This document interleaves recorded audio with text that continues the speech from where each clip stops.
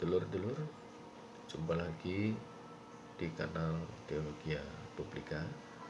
Saya Rudolfus Antonius, salah seorang pengikut Gusti Yesus. Dalam kesempatan ini, saya ingin mengajak kita untuk mulai memperbincangkan hubungan antara Gusti Yesus, junjungan kita, dengan etika sosial Kristen. Perbincangan ini kita dasarkan pada buku John Howard Yoder, seorang pakar etika sosial dari tradisi Mennonite, buku yang berjudul Politics of Jesus. Dulur-dulur, kita mulai dengan pertanyaan, apakah Yesus Kristus relevan bagi etika sosial Kristen? Atau bila dirumuskan dengan cara lain, apakah Gusti Yesus itu menduduki posisi yang normatif dalam etika Kristen?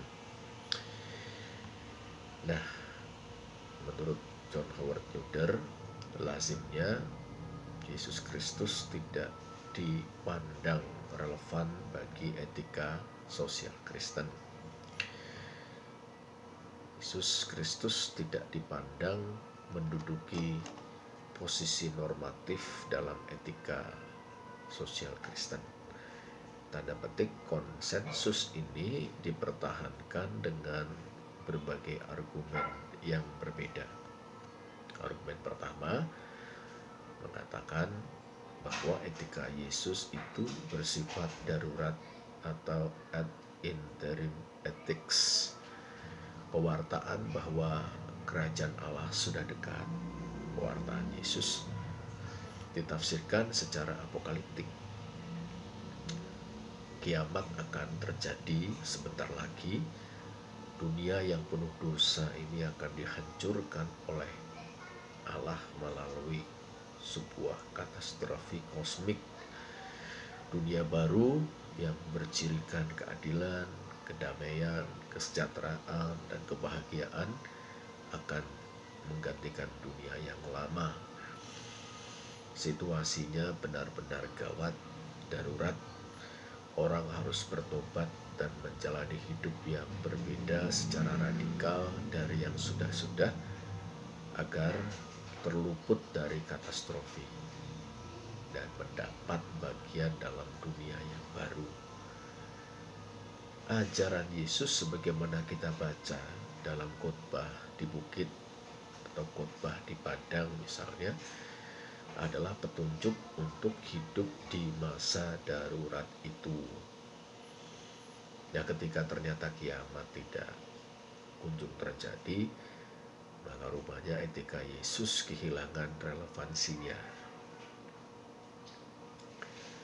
Argumen kedua, etika Yesus adalah etika yang terlalu sederhana. Yesus berkiprah dalam lingkungan pedesaan. Ajaran yang disampaikannya cocok dengan konteks pedesaan dengan segala kesederhanaannya.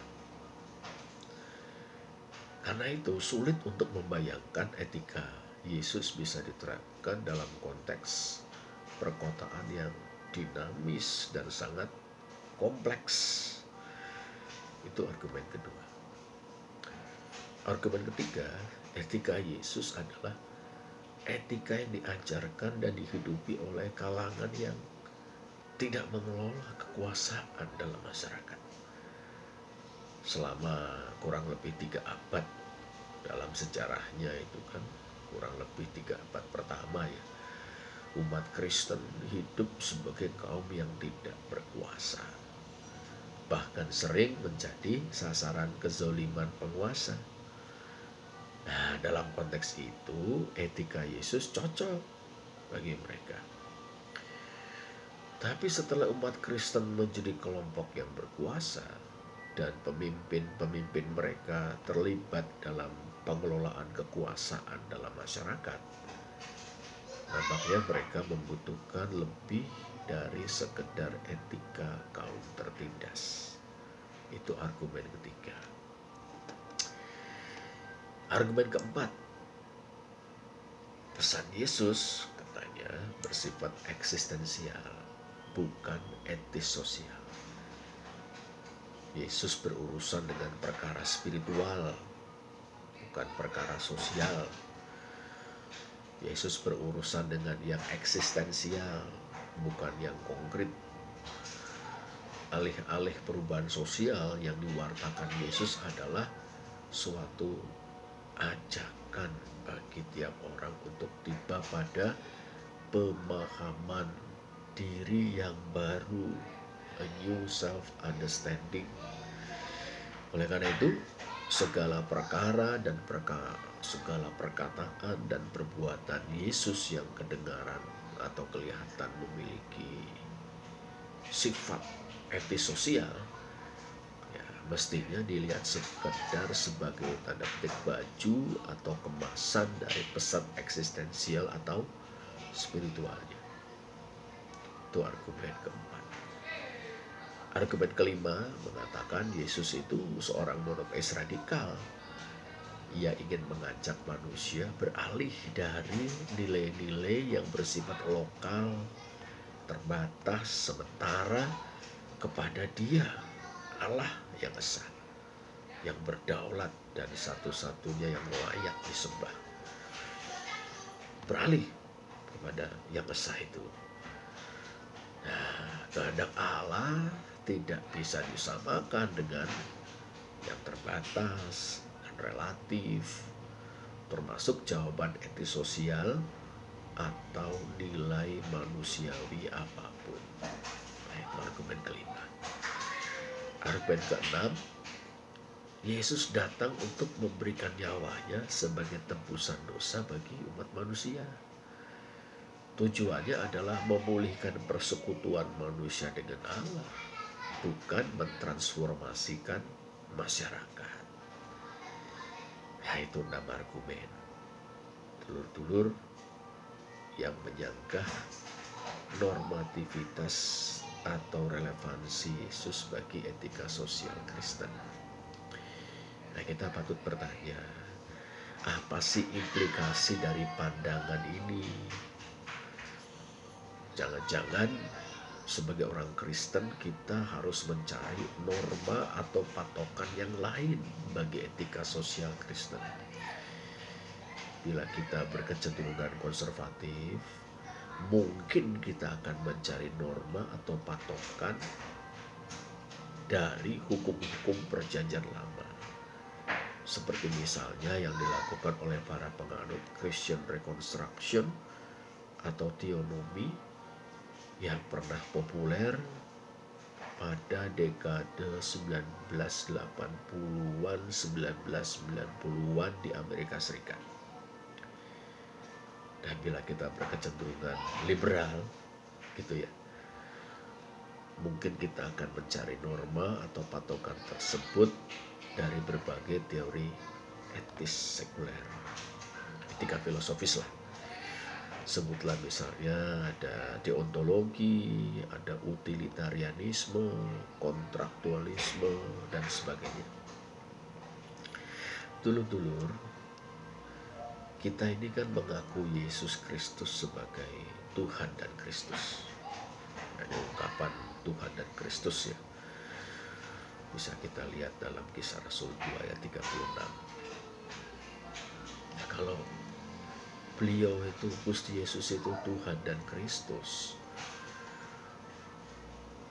bukankah ia adalah Tuhan, Gusti,